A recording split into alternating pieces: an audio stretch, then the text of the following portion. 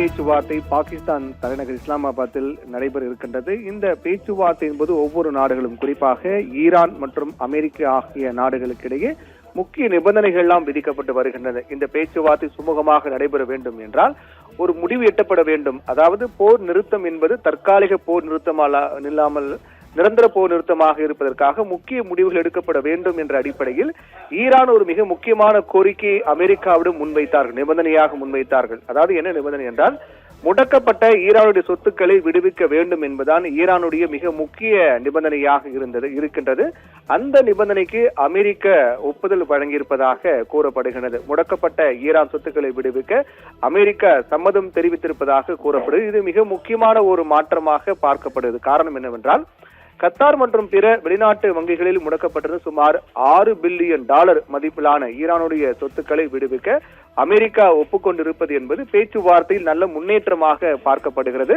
அப்படி என்றால் ஈரானுடைய மிக முக்கிய நிபந்தனையாக முடக்கப்பட்ட சொத்துக்களை விடுவிக்க வேண்டும் என்ற நிலை இருந்த நிலையில் அதற்கு அமெரிக்கா ஒப்புக்கொண்டிருப்பதாக கூறப்பட்ட நிலையில் அமெரிக்கா தரப்பில் வைக்கப்படக்கூடிய நிபந்தனை என்பது அமெரிக்க சிறையில் இருக்கக்கூடிய அமெரிக்கர்களை விடுவிக்க வேண்டும், ஈரான் சிறைபிடித்திருக்கக்கூடிய அமெரிக்கர்களை விடுவிக்க வேண்டும், அதே போன்று ஹோர்முஸ் ஜலசந்தியை திறக்க வேண்டும், எந்தவித கட்டுப்பாடும் இல்லாமல் அனைத்து கப்பல்களும் பயணிக்க ஏதுவாக பாதுகாப்பான பயணத்தை உறுதி செய்ய வேண்டும் என்பது அமெரிக்காவின் நிபந்தனை. அதையும் ஈரான் ஏற்றுக்கொள்ளுமா என்பதும் ஒரு மிகப்பெரிய கேள்வியாக இருக்கின்றது.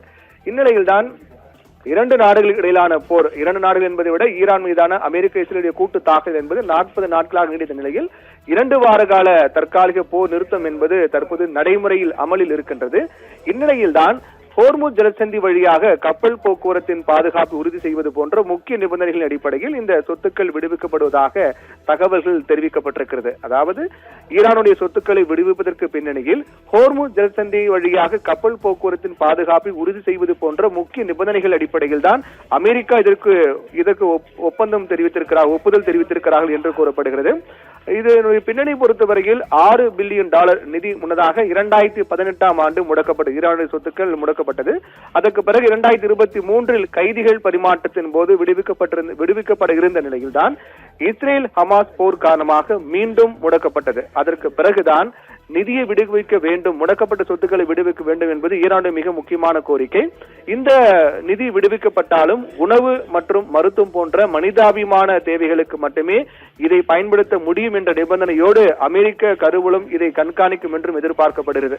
இந்நிலையில் ஈரானுடைய மிக முக்கியமான கோரிக்கையான சொத்துக்களை முடக்கப்பட்டிருப்பதை விடுவிக்க வேண்டும் என்ற கோரிக்கை என்பது ஏற்றுக்கொள்ளப்பட்டிருக்கிறது. அப்படி என்றால் ஈரானுக்கு இது ஒரு மிகப்பெரிய வெற்றியாக பார்க்கப்படுகிறது.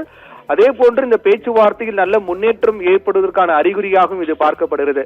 அமெரிக்க தரப்பிலும் மிக முக்கியமான கோரிக்கை எல்லாம் நிபந்தனைகள் எல்லாம் முன்வைத்திருக்கார்கள், 10 மிக முக்கியமான நிபந்தனைகள் எல்லாம் முன்வைத்திருக்கார்கள். அதே போன்று ஈரான் தரப்பிலும் தாக்குதல் தவிர்ப்பு உறுதிமொழி, பொருளாதார தடை நீக்கம், முடக்கப்பட்ட சொத்துக்களை விடுவிக்க வேண்டும், ஹோர்முஸ் நீரிணை கட்டுப்பாடு தொடர்பான கோரிக்கை, அணுசக்தி உரிமைகள் தொடர்பான நிபந்தனை, போர் இழப்பீடு, ஐநா தீர்மானங்கள் ரத்து, அமெரிக்க படைகள் வெளியேற்றம், அனைத்து முனைகளிலும் போர் நிறுத்தம், சட்டப்பூர்வ ஒப்பந்தம் உள்ளிட்ட பல்வேறு நிபந்தனைகள் ஈரான் தரப்பில் முன்வைக்கப்பட்டிருக்கிறது. அதே போன்று அமெரிக்கா தரப்பிலும் ஹோர்முஸ் நீரிணை திறக்க வேண்டும், அணுசக்தி கட்டுப்பாடு வேண்டும், நேரடி பேச்சுவார்த்தை வேண்டும், மனிதாபிமான நிதி பயன்பாடு, பிராந்திய அமைதி, கைதிகள் விடுதலை, ஈரானில் தடுத்து வைக்கப்பட்டிருக்கூடிய அமெரிக்கர்களை கைதியாக வைக்கப்பட்டிருப்பது அது விடுவிக்க வேண்டும், அமெரிக்கர்களை ஈரான் விடுவிக்க வேண்டும் உள்ளிட்ட பல முக்கிய நிபந்தனைகள் அமெரிக்க தரப்பில் இருக்கின்றது. இப்படியாக இதுபோன்ற 2 நாடுகள் தரப்பிலும் மிக முக்கியமான நிபந்தனை இருக்கக்கூடிய சூழ்நிலையில் அதில் ஒன்றுதான், அதாவது மிக முக்கியமான நிபந்தனை முடக்கப்பட்ட சொத்துக்களை விடுவிக்க வேண்டும் என்பதற்கு அமெரிக்கா சம்மதம் தெரிவித்திருக்கக்கூடிய காரணத்தால் மற்ற நிபந்தனைகளும் ஏற்கப்படும் என்றுதான் எதிர்பார்க்கப்படுகிறது. இது போரின் மிக முக்கியமான ஒரு மாற்றமாக அமைதி பேச்சுவார்த்தையில் ஒரு முன்னேற்றம் ஏற்பட்டிருப்பதாக பார்க்கப்படுகின்றது.